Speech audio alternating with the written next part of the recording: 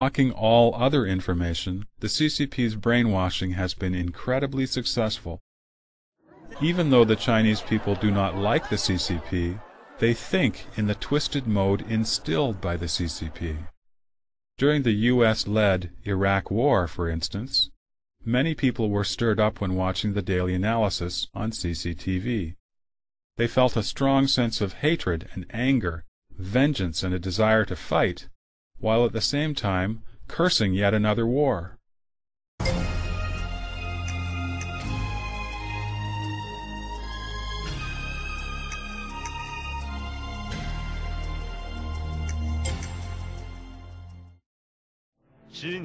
One of the phrases the CCP often uses to intimidate people is, threatens the extinction of the party and the country, thus placing the party even before the country. The founding principle of the CCP's China is, there would be no new China without the CCP. From childhood, people were educated to listen to the party and behave like good children of the party. They sang praises to the party, even told, I consider the party as my mother. O party, my dear mother, the saving grace of the party is deeper than the ocean. Love for my father and mother cannot surpass love for the party. The people would go and fight wherever the party pointed them. When the government offered disaster relief, people would thank the party and the government, first the party and then the government. A military slogan reads, the party commands the gun. When designers came up with the uniform for court judges, they put 4 golden buttons on the neckband of the uniform. The buttons are lined up from top to bottom to symbolize the party, the people, the law, and the country. This indicates that even if you are the judge, the party will forever be positioned above the law, above the country, and above the people. The party has become supreme in China, and the country has become the party's subordinate.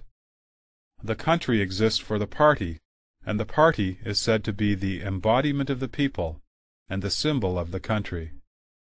Love for the party, party leaders, and the country have all been mixed together, which is the fundamental reason why patriotism in China has become twisted.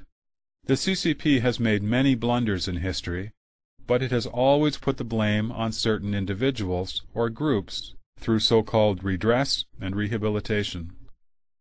This has not only made the victims deeply grateful for the CCP, but also allowed the CCP to completely shirk any responsibility for its criminal deeds. The CCP claims itself to be not only unafraid of making mistakes, but also good at correcting them. And this has become the CCP's magic potion with which it repeatedly escapes culpability. Thus, the CCP remains forever great, glorious, and correct.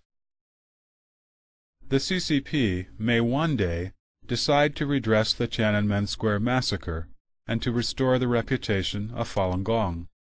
But these are simply Machiavellian tactics that the CCP uses in a desperate attempt to prolong its dying life. The CCP will never have the courage to reflect on itself, to expose its own crimes, or to pay for its own sins.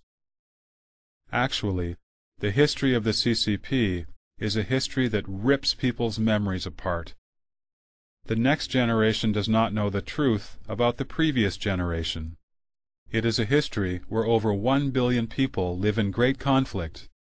Conflict between cursing the past of the CCP and having hopes for the present CCP, and about how they suffered through the process of the conflict. All of the CCP's efforts are to make people forget. All the people's struggles are to try to remember.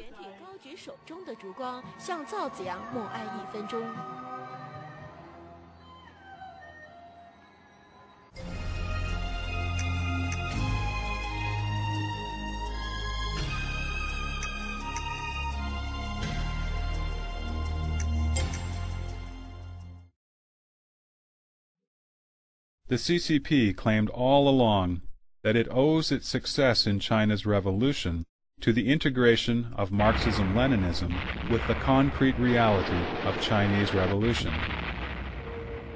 The CCP has frequently abused the term characteristic as an ideological support for its capricious and villainous policies.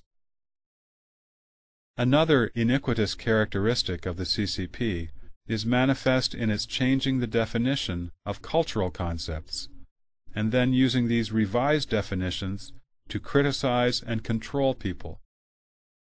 These so-called Chinese characteristics have become a euphemism for the CCP's villainous characteristics.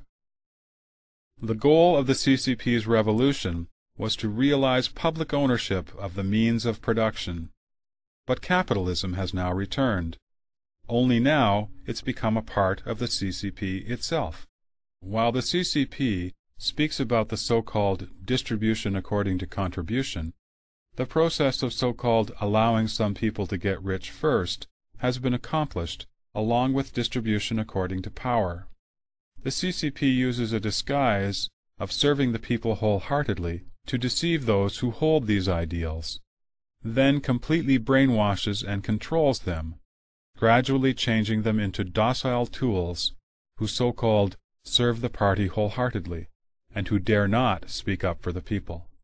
With the so-called Chinese characteristics, China's crippled capitalism was transformed into socialism. Unemployment became waiting for employment. Being laid off from work became off-duty. Poverty became the initial stage of socialism, and human rights and freedom of speech and belief were reduced to the mere right to survive. Under the iniquitous banner of Chinese characteristics, the CCP only achieved ridicule and absurdity.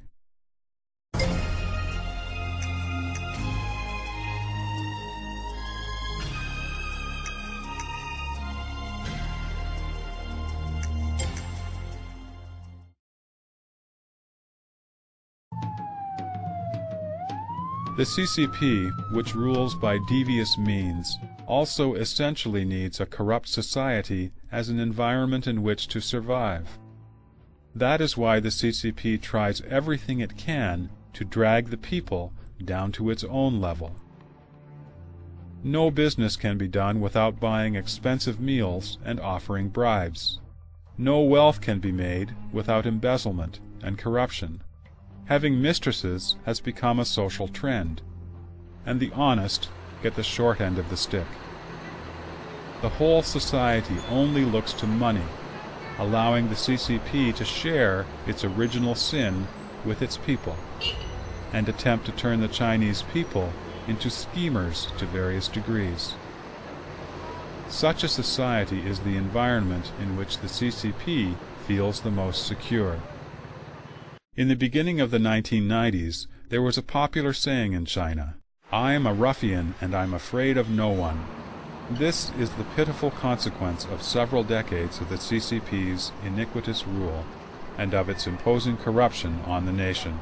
Accompanying the fake prosperity of China's economy is the rapidly declining morality in all areas of society.